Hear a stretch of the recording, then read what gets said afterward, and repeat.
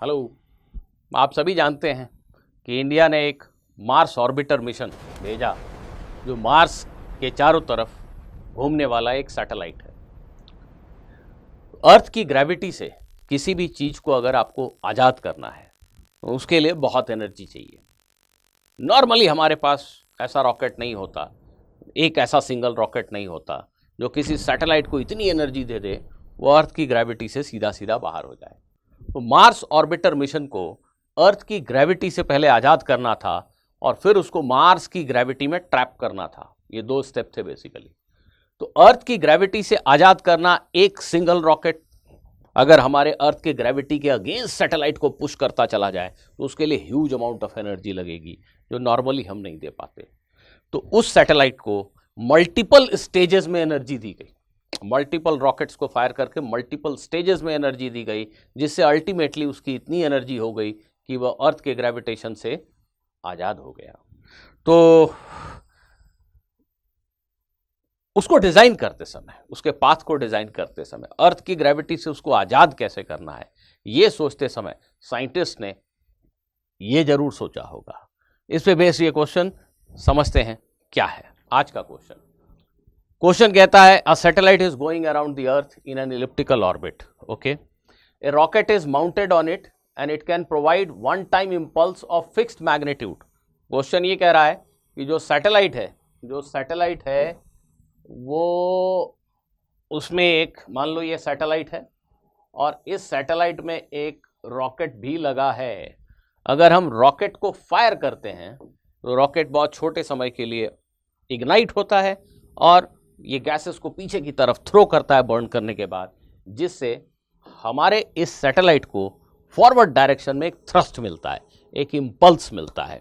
Late us say the impulse supplied by this rocket is आई।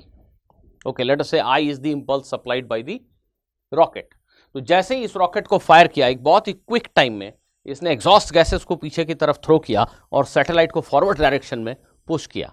उसने impulse दिया I. What is impulse? It is equal to change in momentum of this object. So this will be equal to change in momentum of the object. Now our question says that this rocket can give a fixed amount of impulse, है ना? It can always give a fixed amount of impulse. So the change in momentum that it is going to produce is fixed, isn't it? Change in momentum, जो satellite के momentum में बदलाव होने जा रहा है, that is going to be fixed. और बहुत सारा मास चेंज नहीं हुआ. The rocket is fired for a very small time, so change in mass can be ignored altogether. आप ऐसा सोच सकते हो. Now the question is कि अगर हम चाहते हैं कि हमारे सैटेलाइट की एनर्जी में गेन मैक्सिमम हो, हमारे सैटेलाइट की एनर्जी में गेन मैक्सिमम हो रॉकेट फायर करने से, तो हमें क्या करना चाहिए? Option A, the impulse shall be applied in the direction of motion when the satellite is at aphelion. The impulse should be applied in the direction of motion when the satellite is at perihelion. The impulse should be applied in a direction perpendicular to the direction of motion of the satellite when satellite is at aphelion, and similarly the impulse should be applied in a direction perpendicular to the direction of motion of the satellite when it is at perihelion. इन चार options में से कौन सा option सही है आपको ये बताना है. फिर देख रहे हो?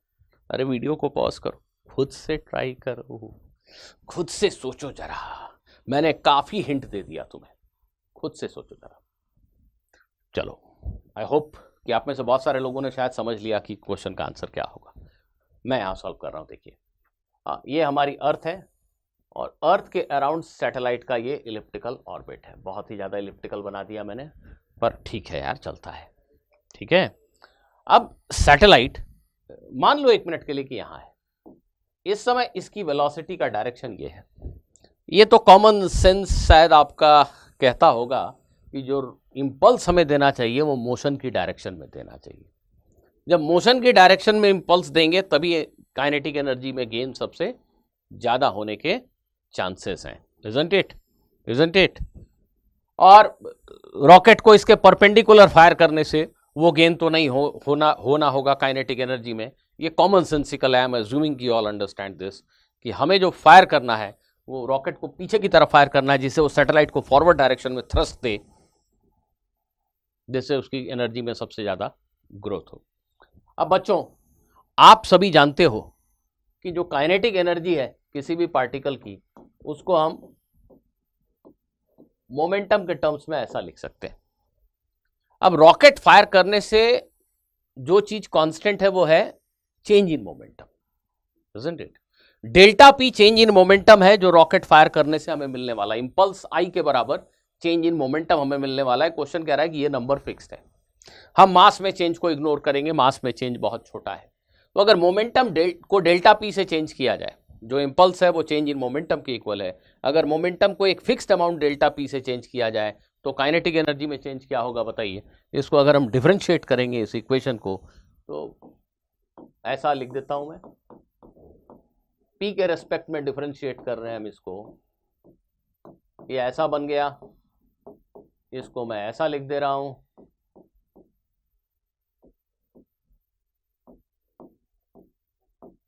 ठीक है।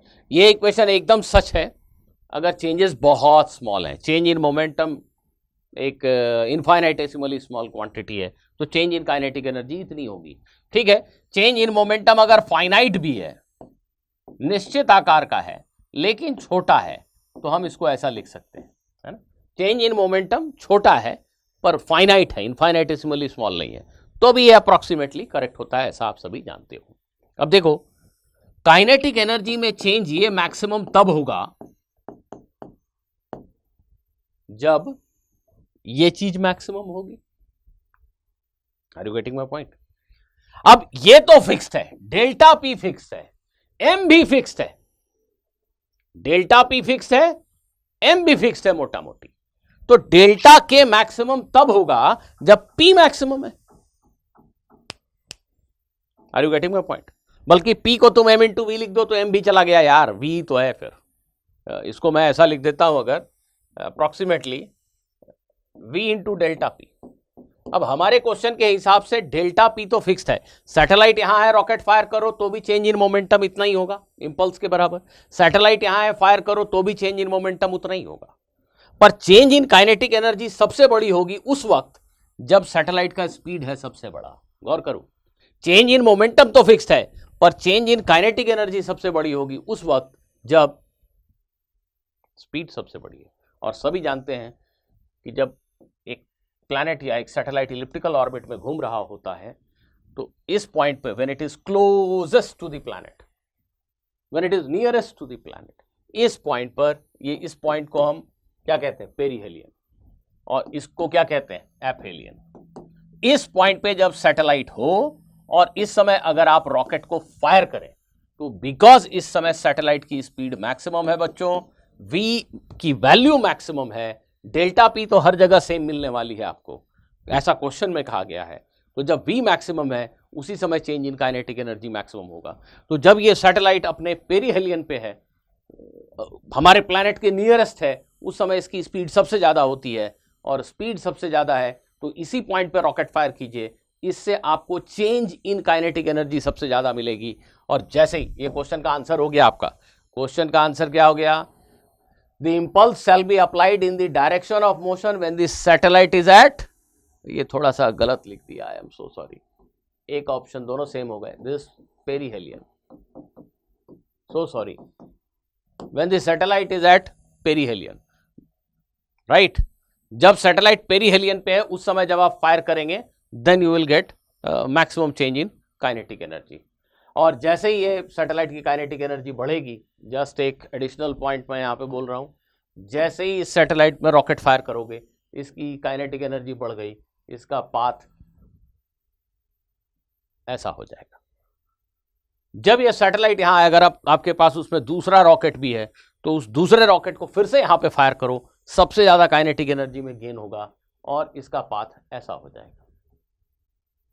तो ऐसा मल्टीपल स्टेप्स में हम उसकी एनर्जी को धीरे धीरे बढ़ाते हैं, रॉकेट्स यहाँ पे फायर करते हैं, और अल्टीमेटली जब एक फाइनल रॉकेट, शायद अगर मुझे सही याद आ रहा है तो मार्स ऑर्बिटर मिशन के केस में 5 बार इस तरीके से हमने उसकी ऑर्बिट को रेज किया, 5 बार रॉकेट फायर किया जिससे उसकी ऑर्बिट का साइज बड़ा होता चला गया। 6वीं बार जब रॉकेट फायर किया तो सैटेलाइट के पास इतनी एनर्जी थी कि वो परमानेंटली अर्थ की ग्रेविटी से आज़ाद हो गया।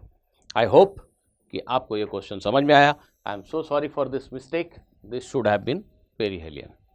सो thank you students, see you in the next video.